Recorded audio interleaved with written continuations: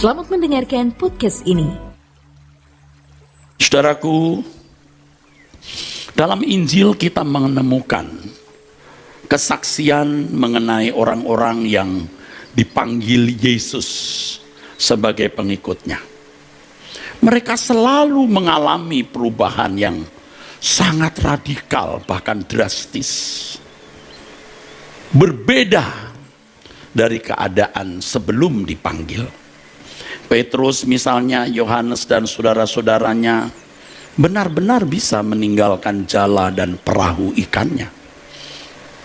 Perahu di mana mereka menangkap ikan sebagai profesi mereka. Bahkan Petrus sendiri meninggalkan keluarganya untuk mengikut Yesus. Memang tidak dikisahkan bagaimana keluarga Petrus memperoleh atau menghidupi nafkah mereka. Tetapi bagi Petrus memang ya pada mulanya mengikut Yesus itu sebagai atau karena karir. Petrus mengharapkan Yesus menjadi raja dan ia akan mendapat bagian. Dan betapa dominannya pria pada zaman itu, jadi istri tidak berkuasa menahan Petrus. Di dalam Alkitab dikisahkan mengenai mertua Petrus yang sakit dan disembuhkan Yesus. Jadi Petrus memiliki keluarga. Tetapi dengan maksud karir tadi, mereka mengharapkan Yesus menjadi raja duniawi, seperti Raja Herodes atau seperti Kaisar Roma. Tentu keluarga mendukung. Kenyataannya Yesus tidak menjadi raja duniawi, seperti versi mereka.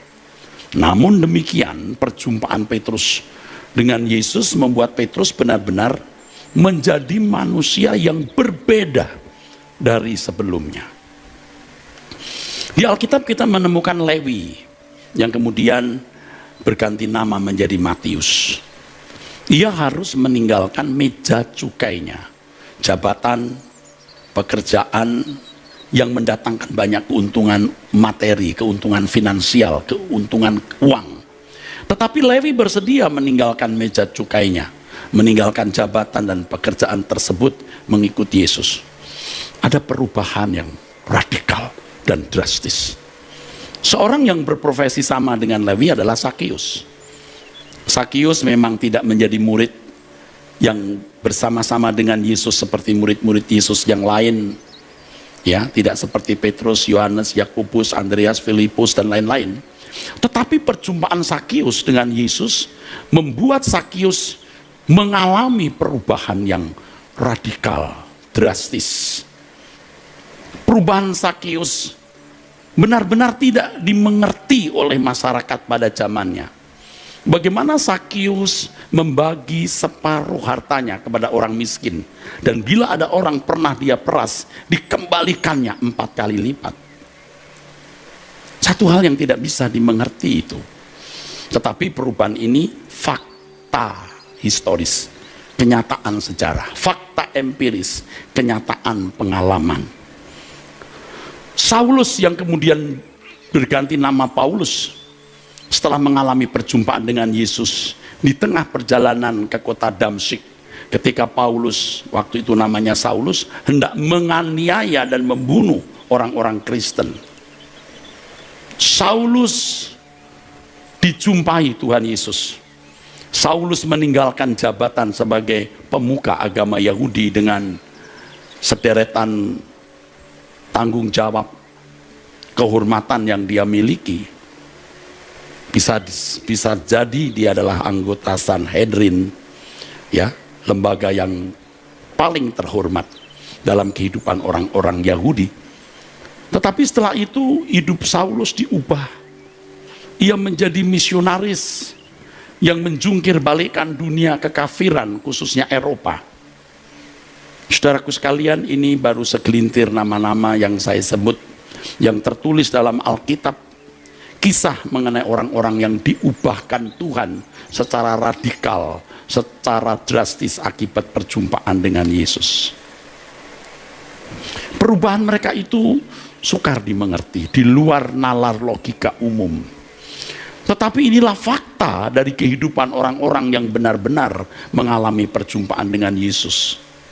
Jadi orang-orang yang mengalami perjumpaan dengan Yesus itu pasti meninggalkan kehidupan lamanya dan pasti menjadi tidak serupa dengan dunia sekitarnya.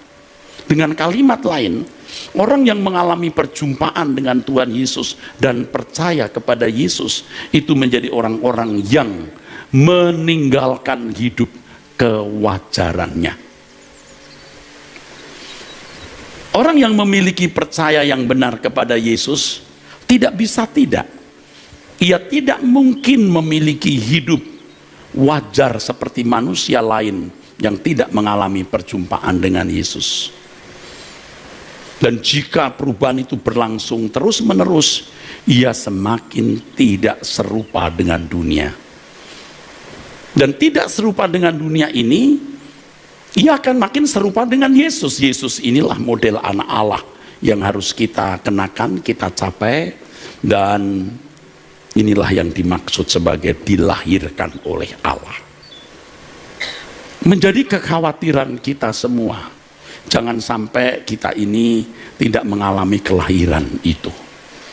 Ya, maka harus memahami kebenaran Alkitab dengan benar. Jangan berpikir bahwa kelahiran baru itu terjadi secara supranatural di luar pengertian akal manusia. Kelahiran baru itu sesuatu yang natural, saudara. Memang setelah mengalami perubahan, orang susah menganalisa, memahaminya dengan nalar secara umum. Tapi proses itu dialami seseorang dalam kesadaran. Dialami seseorang dalam kesadaran. Jadi perubahan-perubahan itu bukanlah anugerah, tetapi respon. Potensi untuk mengalami perubahan itu anugerah. Betul. Tuhan memberikan potensi, kemampuan untuk mengalami perubahan. Tetapi apakah perubahan benar-benar terjadi, itu tergantung respon seseorang. Kalau kita membaca Injil Matius pasal 19 dari ayat 21 sampai 23, kita menemukan orang kaya yang mau mengikut Yesus, tetapi akhirnya gagal. Karena tidak mau memenuhi apa yang Tuhan perintahkan. Jual segala milikmu, bagikan kepada orang miskin, datanglah kemari, ikutlah aku. Ia tidak mengalami perubahan itu karena menolak apa yang diperintahkan Tuhan. Tetapi perhatikan ketika Yesus panggil Petrus, tinggalkan jala dan perahumu. Ketika Yesus berkata kepada Yohanes, tinggalkan jala dan perahumu. Ketika Yesus berkata kepada Lewi yang kemudian bernama Matius, ikut aku, dia tinggalkan meja cukainya itu, saudaraku, seketika. Nah, keberanian-keberanian seperti ini harus dibayar. Saya khawatir kita sudah tidak pernah mendengar bahwa ada harga yang harus dibayar untuk percaya, untuk mengikut Yesus. Apalagi saudara yang memang Kristen keturunan, dari kecil sudah Kristen. Dia ikut Kristen karena ikut agama papa mama, atau ikut Kristen karena agama suami atau agama istri. Ya tidak apa-apa kalau itu menjadi langkah pertama, first step. Tetapi setelah itu harus berhadapan dengan Tuhan secara langsung dan menyatakan diri mengikut Yesus. Nah, kalau saudara membaca Sakius, saudaraku, Sakius yang mengatakan bahwa dia, ya, di Lukas 19 ya saudaraku, di ayat 8 Sakius berkata, Tuhan, setengah dari milikku akan kuberikan kepada orang miskin, dan sekiranya ada sesuatu yang kuperas dari seseorang akan kukembalikan 4 kali lipat. Sudah pasti Sakius tahu bahwa mengikut Yesus itu beresiko. Ketika Yesus berkata, Sakius, hari ini aku akan menumpang di rumahmu. Sakius turun dari pohon ara, menyambut Yesus, harganya adalah ia berubah. Dia tidak boleh menjadi seperti Sakius sebelumnya. Jadi bukan hanya menyambut Yesus menginapi rumahnya, tetapi menyambut Yesus untuk masuk di dalam kehidupannya. Banyak kok orang Kristen yang menyambut Yesus dalam rumahmu, rumah tanggamu, gerejamu, tapi tidak menyambut Yesus di dalam hidupmu. Menarik saudara, ketika Yesus berkata, hari ini telah terjadi keselamatan kepada rumah ini. Ayat 9. Kalau Yesus hanya datang ke rumahnya, ke rumah Sakius, tidak ada keselamatan. Loh kok bisa loh jadi Kristen keturunan lalu mengaku selamat? Itu benar-benar salah. Salah. Hari ini telah terjadi keselamatan kepada rumah ini, karena orang ini pun anak Abraham. Kenapa disebut anak Abraham? Bukan karena dia orang Yahudi, dari kata Sakeos, Sakai, yang artinya murni. Bukan karena dia keturunan secara darah daging itu sebagai orang Yahudi, tetapi perilakunya itu seperti Abraham. Abraham dipanggil sebagai bapak orang percaya. Dia membayar percayanya itu dengan seluruh kehidupannya.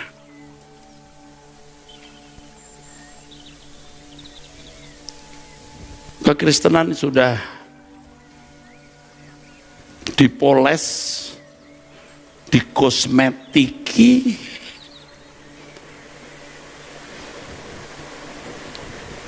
telah berubah menjadi kekristenan yang sebenarnya tidak orisinil, tidak palsu, tidak murni lagi, palsu. Kristen yang sejati itu harus kita temukan lagi dari Alkitab. Kita nggak temukan itu dari mana-mana. Kita kalau berkata back to the Bible, itu bukan back to the theolog, bukan kembali kepada pandangan teologi atau pandangan konsili. Kembali di Alkitab, kembali ke Alkitab. Orang kalau bicara kembali ke Alkitab, kok pokok-pokok tokoh-tokoh teologi ya yang dikemukakan. Dan kalau tidak seperti pandangan teologi ini dianggap sesat. Benar-benar itu naif, saudaraku. Back to the Bible, ya harus kembali ke Bible.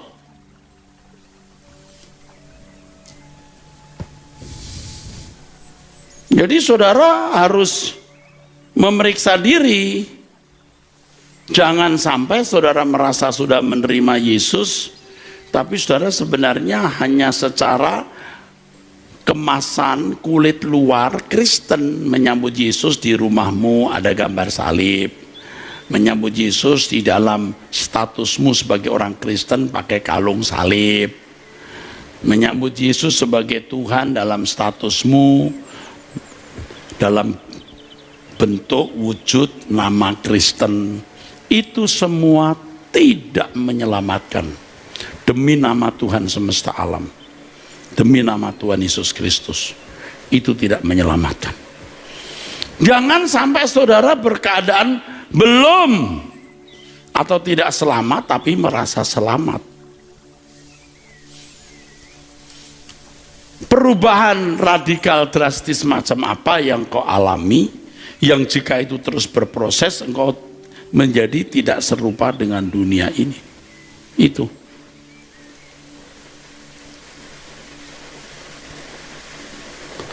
ketika Paulus ya menjadi buta, Saulus melakukan apa yang diperintahkan oleh Tuhan. Jadi perubahan yang dialami oleh Saulus yang kemudian menjadi Paulus itu bukan secara supranatural atau bukan secara mistik. Memang perjumpaan Paulus dengan Yesus spektakuler. Spektakuler. Yesus mendatangi dia ketika dia ada di perjalanan, dia rebah. Lalu ada teolog-teolog yang mengatakan memang Paulus dipilih, maka dipaksa dia jadi Kristen. Nikodemus tidak, katanya. Jangan salah. Nikodemus itu munafik. Mengaku Yesus berasal dari Allah, diam-diam mendatangi dia tengah malam takut dilihat orang. Kalau Saulus jelas. Dia tidak mengaku Yesus dari Allah. Dia membela Yahweh karena menganggap Yesus ini sesat. Pengikutnya sesat, bukan berasal dari Allah. Dia membela Yahweh dengan segenap hatinya loh. Beda dengan Nikodemus yang munafik. Maka Tuhan menjumpai Saulus. Jadi saudara, bukan tanpa alasan kalau Tuhan itu bertindak. Sama dengan Paulus, maksud saya, Tuhan mengeraskan hati Firaun. Hanya orang gila yang mengeraskan hati orang tanpa alasan. Firaun memang jahat. Dan Tuhan juga berkata, dia tidak akan melepaskan bangsa Israel dari Mesir. Itu Tuhan itu punya tatanan, dan sering orang tidak memperhatikan tatanan ini. Saya bicara ini maksudnya begini, jangan nanti saudara melihat orang berubah, hidupnya saleh, bertumbuh terus, saudara tidak bertumbuh, saudara berkata, dia dipilih Tuhan, dipaksa untuk benar, kalau saya tidak. Salah. Saudara yang harus memiliki respon supaya saudara mengalami perubahan. Di Matius 19 ketika Tuhan berkata kepada orang kaya yang mau ikut Yesus, jual segala milikmu, bagikan kepada orang miskin, datanglah kemari ikut aku. Alkitab mengatakan dia tidak mengikut Yesus, keberatan melakukan yang Yesus perintahkan karena hartanya banyak. Bukan karena Allah yang menentukan dia menolak. Karena hartanya banyak. Harta telah mengikat hatinya. Salah siapa? Ya salah dia sendiri. Kalau dia mau lepaskan itu, bisa. Zakius bisa kok. Jadi kalau sekarang saudara dalam keadaan abstain, ya maju enggak, mundur enggak, begini saja, mati saudara. Saudara harus ambil keputusan. Aku mau ikut Yesus. Aku tidak mau terikat dengan dunia. Aku mau meninggalkan dosa. Aku mau jaga perkataan dan mulutku. Kita yang harus mengatur diri kita. Makanya di 2 Korintus 5 ayat 9 sampai 10 dikatakan bahwa semua kita harus menghadap tahta pengadilan Allah, dan setiap orang harus mempertanggungjawabkannya dan menerima apa yang patut diterima sesuai dengan apa yang dilakukannya, baik atau jahat, tergantung orang itu. Nah, saya khawatir Anda tidak pernah memacu diri saudara. Nah, khotbah-khotbah ini saya harap menjadi semacam pemantik ya. Anda dinyalakan. Saudara bakar diri saudara. Doa tiap pagi, doa puasa memantik saudara.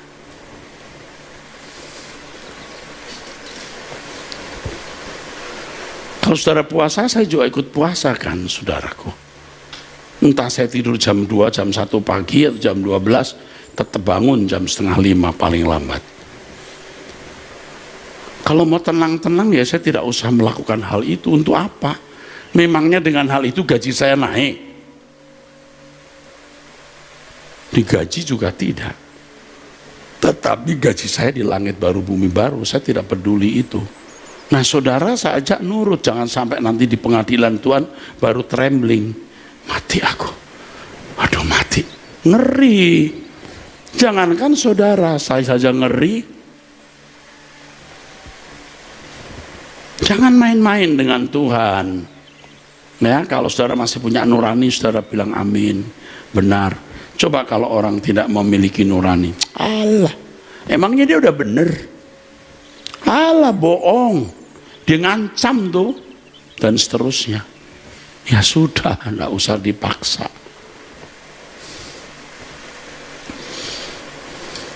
Coba kita lihat dalam Efesus 4.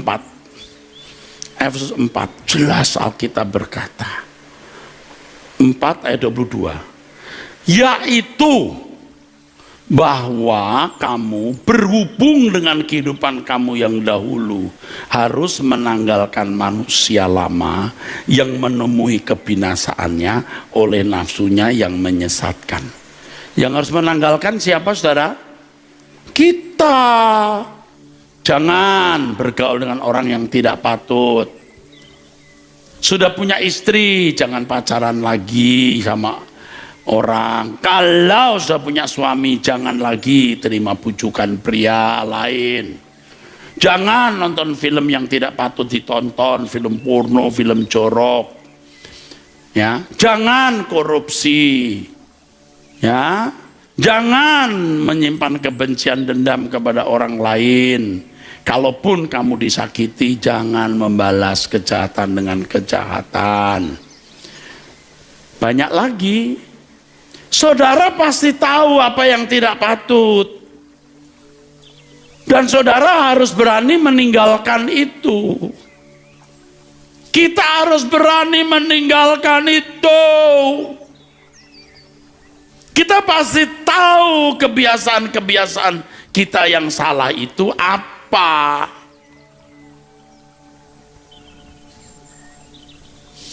Saya kan di mimbar ini, ya saudara, bicara. Kalau mic saya bermasalah, terganggu saya. Dulu saya meledak. Entah bagaimana caranya saya menunjukkan kekecewaan dan kemarahan saya. Tapi saya tahu itu salah. Jadi saya tidak boleh lakukan itu lagi. It's okay. Soal kecil, tapi itu bisa merusak. Dulu saya kalau khotbah di mimbar, kemarahan saya untuk sesuatu hal bisa meletup. Jadi kompensasinya waktu di mimbar. Itu tidak boleh, ayo tinggalkan, tidak boleh eras, tidak boleh, oke. Banyak hal lagi yang kita harus ubah. Kalau istri ngomong kita tidak berkenan, rasanya kita balas. Sekarang tidak usah balas, demi keselamatan kita bersama. Kerukunan kau dan aku. Banyak kok yang mestinya harus kita lepaskan. Amin. Pasti banyak kebiasaan-kebiasaan yang Tuhan tidak kehendaki yang kau masih lakukan. Ya, kebencian terhadap seseorang, sakit hati terhadap seseorang, lalu saudara mau tunjukkan kebencian itu. Nggak usah, nggak boleh. Mau masuk surga enggak? Kalau mau ya mesti meninggalkan semua dosa-dosa itu. Makanya kalau saudara salah mengerti kalimat keselamatan bukan karena perbuatan baik, pada masuk neraka semua. Keselamatan bukan karena perbuatan baik itu benar. Yesus mati menebus dosa kita. Tapi kalau kalimat itu dipahami salah, artinya aku boleh berbuat tidak baik, sebab keselamatan bukan karena perbuatan baik. Setan membunuh saudara, setan menyesatkan saudara. Justru Yesus mati di kayu salib menebus dosa kita.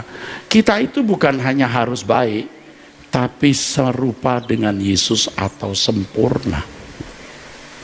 Makanya khotbah saya minggu lalu, orang yang percaya Yesus itu mesti serupa dengan Dia. Ya, menanggalkan manusia lama yang menemui kebinasaannya oleh nafsunya yang menyesatkan. Ya, ibu-ibu yang sukanya terikat dengan film seri, udah nggak usah lagi. Kenapa sih perasaan mesti dipermainkan oleh film? Juga kita yang suka nonton film thriller, yang kita terpengaruhi.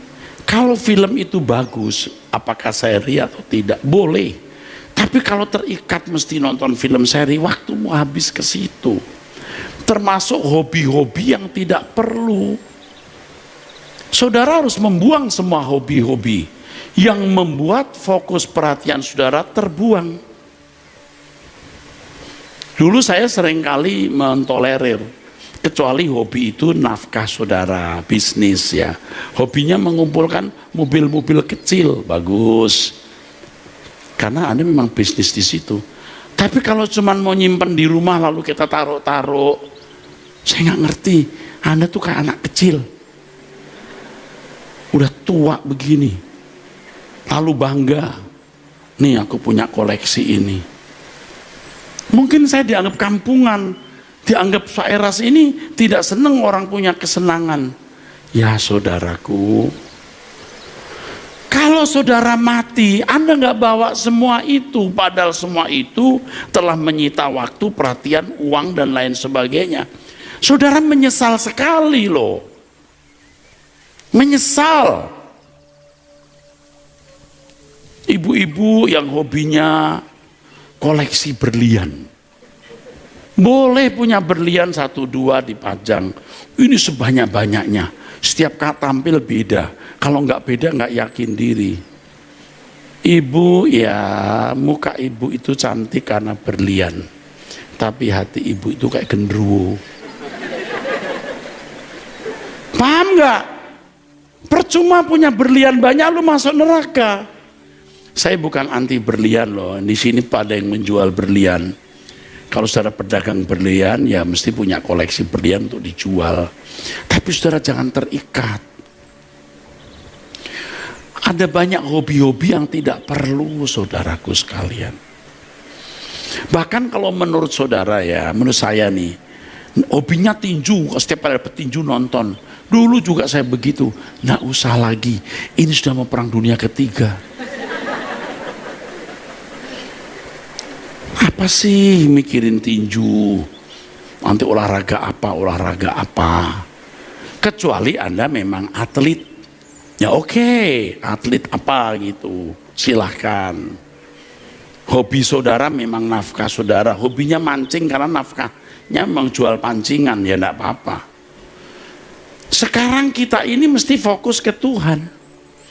Dulu saya enggak berani ngomong begini loh Pak, karena saya jadi kayak nyusahin orang gitu, jadi nggak wajar. Loh, saya juga manusia seperti saudara, tetapi saya tahu bahwa ini sangat menyita perhatian saya, maka saya harus tinggalkan. Bahkan teman-teman yang kita merasa senang kumpul-kumpul, tapi tidak membuat kita lebih takut akan Tuhan, tinggalkan. Ini anak-anak muda juga tinggalkan. Kalau kita ngumpullah dengan orang-orang yang takut akan Tuhan. Amin nggak saudara? Udah tinggalkan semua hobi-hobi yang tidak membuat kita dekat dengan Tuhan. Tinggalkan. Ibu-ibu kan punya teman arisan. Arisan sambil bersaksi boleh. Tapi kalau cuma cari teman, wah ini kita kenal suara sosialita. Ngapain Bu? Lalu ibu akhirnya terbawa dengan model cara hidup sosialita. Harus pakai pakaian ini, kalau pakai pakaian lebih murah nggak nyaman. Jangan sampai seperti orang-orang kalau pakai pakaian harga di bawah 500.000 rasanya kurang pede. Kalau sepatunya tidak di atas 1 juta nggak yakin, ada yang di atas 5 juta, ada yang sampai belasan juta. Yang kau senangkan dirimu, yang lain melihat doang gitu, itu pun yang tahu harganya. Saya aja nggak tahu. Oh itu sepatunya mahal loh. Nggak perlu. Orang paling begini, bagus loh. Udah gitu doang. Emangnya langsung cium kakimu? Kan enggak, jadi enggak usah.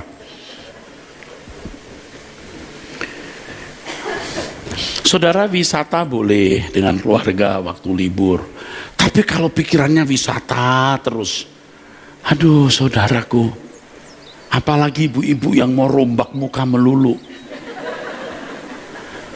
Ya mungkin karena cacat diperbaiki boleh, tapi terus setiap kali rombak, matanya, lipatannya dihilangkan, bibirnya dibelah, dagunya dipanjangin, pipinya ditarik. Akhirnya cantik-cantik, jadi akhirnya mukanya kayak bencong.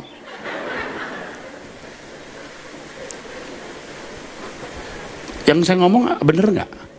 Tapi dia karena sudah terlanjur keluar duit banyak, dia paksa dirinya untuk memandang dirinya cantik. Cantik kok, cantik kok. Ini sudah habis berapa miliar, saya cantik kok. Kalau saya ditanya, Pak cantik nggak? Saya nggak akan jawab. Saya takut nggak jujur. Kalau saya jujur kan lucu.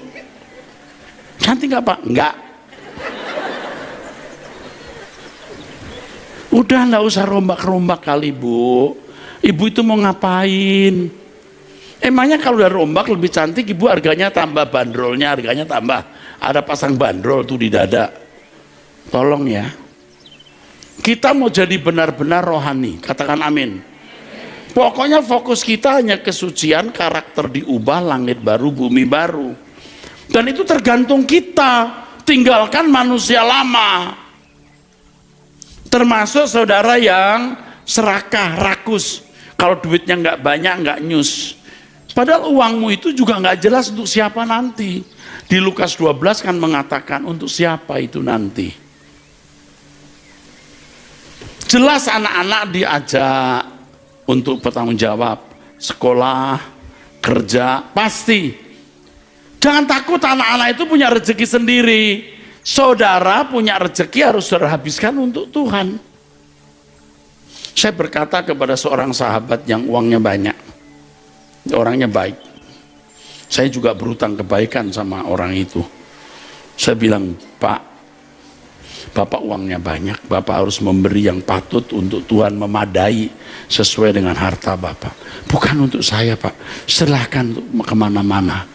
Kalau saya tidak bicara kan saya mengkhianati dia. Kok saya nggak dikasih tahu dulu sama Erastus? Saya kasih tahu Pak. Makin banyak uang seseorang itu makin besar tanggung jawabnya. Saya bicara ini bukan karena ini malam dana ya. Tapi memang saudara kalau ada di gereja ini atau melalui Truth ID diberkati, saudara mesti memberi persembahan. Berapa persen tergantung Roh Kudus. Tergantung saudara punya kemampuan. Kalau saudara tidak mampu ya tidak usah. Pak, kita kalau memberi persembahan ke perpuluhan kita ke orang miskin, ke janda-janda, bagaimana Pak? Kamu kok beda-bedain sih? Seluruh hartamu milik Tuhan, jadi kamu harus betul-betul minta pimpinan Tuhan. Tetapi gereja di mana membuat engkau mengenal kebenaran, harus kamu beri persembahan. Nah kalau bicara uang seringkali perasaan saya nggak enak. Saya ini orang timur, bukan munafik, nggak tahu ya nggak enak. Tapi kalau saya tidak bicara juga salah. Saudara jangan bergantung kepada uang. Jelas asuransi A punya boleh, simpan uang untuk hari tua boleh. Tapi saudara harus alokasi untuk pekerjaan Tuhan. Gereja di mana Anda mendengar kebenaran dan mengubah hidup saudara, itu tidak bisa dibeli dengan uang. Saudara harus mempersembahkan itu. Jangan mau tambah lagi, mau tambah lagi, mau tambah lagi. Wah kurang banyak ini. Aduh, makin kaya makin pelit. Dan ketika Anda mati, Anda nggak bawa apa-apa. Saya belajar, saudaraku. Saya kan sering berkata, kita rindukan Tuhan, kapan Tuhan datang kembali. Kalau saya merasa memiliki sesuatu dalam nilai atau jumlah yang tinggi, saya sendiri nggak pengen ketemu Tuhan Yesus. Tapi ketika saya habis-habisan untuk Tuhan, berusaha untuk hidup suci, berusaha mengampuni musuh, berusaha untuk menahan diri, berusaha membunuh keinginan daging dan nafsu-nafsunya. Ketika aku melepaskan uang yang kumiliki kapanpun untuk pekerjaan Tuhan, baru mengerti apa artinya merindukan Tuhan. Kalau aku ketemu Tuhan, aku bisa berkata, semua telah kuselesaikan Tuhan. Kalau orang nggak benar-benar hidup suci, kalau orang belum benar-benar melepaskan dirinya dari segala miliknya, masih pelit seakan-akan dia masih bisa menikmati kebahagiaan di bumi, tidak mungkin dia merindukan kerajaan surga. Saya mempelajari itu, saudara. Biar saya pendeta juga kalau saya masih merasa punya harta, punya simpanan, hidup saya tidak beres, saya tidak merindukan Tuhan. Tanggalkan manusia lama, artinya semua yang harus kita lepaskan. Dan Roh Kudus pasti tolong kita untuk itu. Ya, jangan saudara menunda ya. Ya Pak Pendeta cuman hobi begini aja nggak boleh. Ya terserah situ kalau memang saudara masih mau di situ. Kalau saudara lihat kekekalan yang dahsyat, wah saudara baru tahu. Aduh, semua yang kita lakukan itu sia-sia, saudaraku, sia-sia. Benar, tentu sebagai juru bicara Tuhan, saya harus menyampaikan hal ini. Menanggalkan manusia lama yang menemui kebinasaannya oleh nafsunya yang menyesatkan. Kita yang harus menanggalkan. Natural, logis apa sekarang yang membuat kita tidak berkenan di hadapan Tuhan yang harus kita tanggalkan? Orang suka gonta-ganti mobil. Ya kalau saudara memang jual beli mobil nggak apa-apa. Tapi kalau saudara cuma mau senang saja, saudara akan menyesal suatu hari. Ibu-ibu tuh kalau ke arisan atau ke pesta perkawinan, kalau bajunya sama itu merasa direndahkan. Ini kan baju yang dipakai waktu ponakan saya menikah. Ini sekarang ponakanku yang lain menikah pakai baju yang sama. Saudara berkata, suka-suka gua.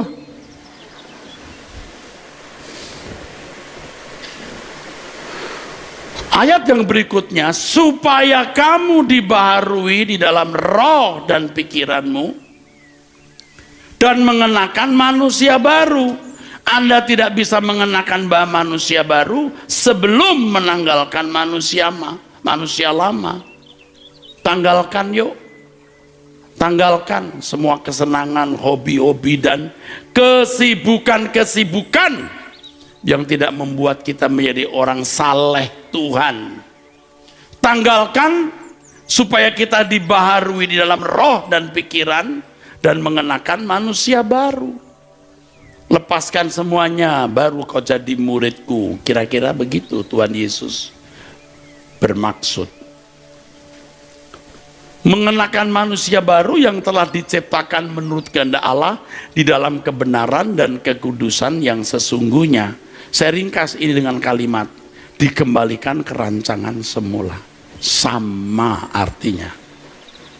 Karena itu buanglah dusta, berkatalah seorang kepada yang lain. Ini salah satu contoh sangat praktis dan logis dan natural. Dusta, karena kita adalah sama anggota. Apabila kamu menjadi marah, janganlah kamu berbuat dosa. Praktis, natural, tidak mistis, tidak supranatural. Marah, jangan berbuat dosa. Marah bisa, tapi jangan sampai matahari terbenam. Artinya jangan berkepanjangan. Dan janganlah beri kesempatan kepada iblis. Iblis masih mencari-cari kesempatan menguasai kita. Mencari-cari kesempatan menguasai saya. Mencari-cari kesempatan menguasai saudara. Nah sekarang saudara pertanyakan, saudara sekarang ini dikuasai Roh Kudus atau dikuasai iblis? Saudara ini menurut saudara yang saudara rasakan dari perilaku yang saudara perhatikan dalam hidup saudara, saudara ini dikuasai Roh Kudus atau roh lain? Maunya sih Roh Kudus. Kenyataannya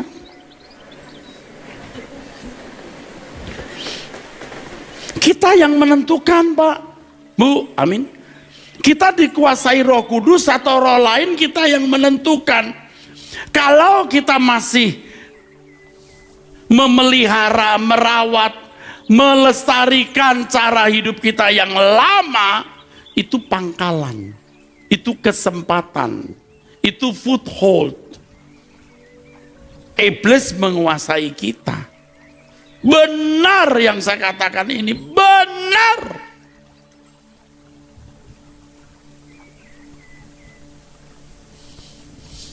Misalnya di antara saudara ada yang masih suka nonton film porno, itu jadi pangkalan kuasa gelap di dalam pikiranmu.